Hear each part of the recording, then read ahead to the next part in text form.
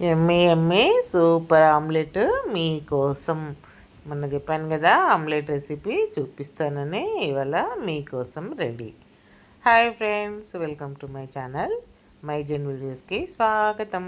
ఇవాళ హోమ్ కుకింగ్లో మీకు super tasty omelette చూస్తున్నారు కదా. ఒక ఉల్లిపాయ తీసుకున్నాను, అది చాలా పెద్దగా ఉందన్నమాట. కట్ చేస్తే బాగానే 200 గ్రామ్స్ దాకా అయినాయి ఉల్లిపాయ ముక్కలు. అందులో ఒక 3 పచ్చిమిర్చీలు, ఒక హాఫ్ స్పూను ఏంటి గుంటూరు కారం అనమాట. అది రెడ్ కలర్లో బాగుంటుంది, అందంగా ఉంటుంది ఆమ్లెట్. గుంటూరు కారమే వాడుతున్నాం, కర్రీస్లో పచ్చడి కోసం తెప్పించామన్నమాట. కూరలు చాలా టేస్టీగా ఉంటాయి. ఒక హాఫ్ స్పూన్ ఏమో పసుపు, ఒక హాఫ్ స్పూన్ అల్లము, కొత్తిమీర. ఇవి కంపల్సరీ అనమాట. కొత్తిమీర పచ్చిమిర్చి వేస్తే ఆమ్లెట్ భలే సూపర్గా అందంగా టేస్టీగా ఉంటుంది అనమాట. కొంచెం కరివేపాకు ముక్కలు కూడా వేసాను. మన ఆమ్లెట్ చూడండి. ఇప్పుడు అవన్నీ ఉల్లిపాయలు మసాలాలు అన్నీ కలుపుకున్న తర్వాత వేసుకుంటే గరం మసాలాలు కూడా వేసుకోవచ్చు, కానీ ఆ టేస్ట్ వేరే ఉంటుంది. అంతా మసాలా టేస్ట్ గల్లా ఉంటుంది అనమాట. ఇట్లా ఉల్లిపాయల్లో మామూలు అల్లం వెల్లుల్లి పేస్ట్ వేసి చేయండి, మంచి టేస్ట్, మంచి వాసన ఉంటుంది. మిగతా మసాలాలు వేస్తే ఆ టేస్ట్ మారిపోతుంది అనమాట. కాబట్టి వేరే మసాలాలతో అదొక టేస్టీ ఆమ్లెట్ కూడా చేసుకోవచ్చు.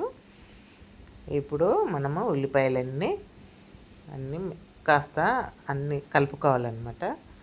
మనం ఉప్పు అవన్నీ ఉల్లిపాయలు పెట్టి చెంచాతో బాగా ఇట్లా కొట్టాలన్నమాట.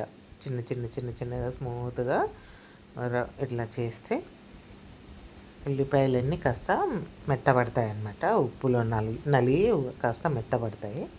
తర్వాత నేను 3 ఎగ్స్ తీసుకున్నాను అనమాట. ఆ ఉల్లిపాయలు కాస్త ఎక్కువ కనిపించాయి, మళ్ళీ ఇంకొకటి మొత్తం 4 ఎగ్స్ తీసుకున్నాను. అవి కూడా చిన్నగా ఉన్నాయి ఆ కోడిగుడ్లు, అందుకని 4 పడినాయి. పెద్ద గుడ్లు అయితే సరిపోతుంది, ఆ ఉల్లిపాయలకి ఆ 3 ఎగ్స్ సరిపోతాయి.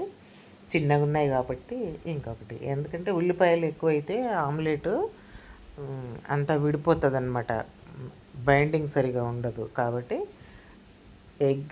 ఎగ్ ఉల్లిపాయల క్వాంటిటీ ఈక్వల్గా ఉంటేనే ఆమ్లెట్ గట్టిగా మంచిగా వస్తుంది అనమాట. చూడండి, గుడ్లన్నీ కలిపేసి కాస్త మెత్తగా చెంచాతో గిలకొట్టుకోవాలన్నమాట.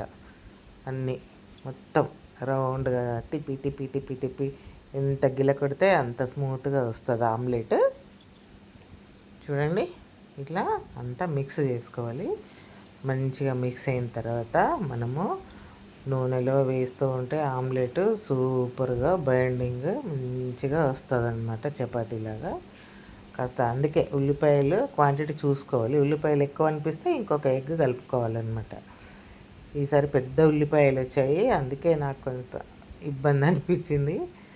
నేను తక్కువే వేస్తాను, కానీ ఉల్లిపాయలు వేసుకుంటే కూడా బాగుంటుంది. చూడండి, మన మిక్స్ ఇప్పుడు ప్యాన్లో 2 స్పూన్ల ఆయిలే వేస్తాను, ఎక్కువ వేసుకోకూడదు. 2 సైడ్స్కి సరిపోవాలన్నమాట ఆయిల్. 2 స్పూన్ల ఆయిల్ తీసుకొని ఆమ్లెట్ ఒక 4 చెంచాలు వేసేసి మన రౌండ్ షేప్గా చేసుకోవాలి ఆమ్లెట్. చూడండి, ఆమ్లెట్ సూపర్గా వస్తుంది. బైండింగ్ కూడా కరెక్ట్గా ఉంటే మంచిగా చపాతీలాగా వస్తుంది అనమాట.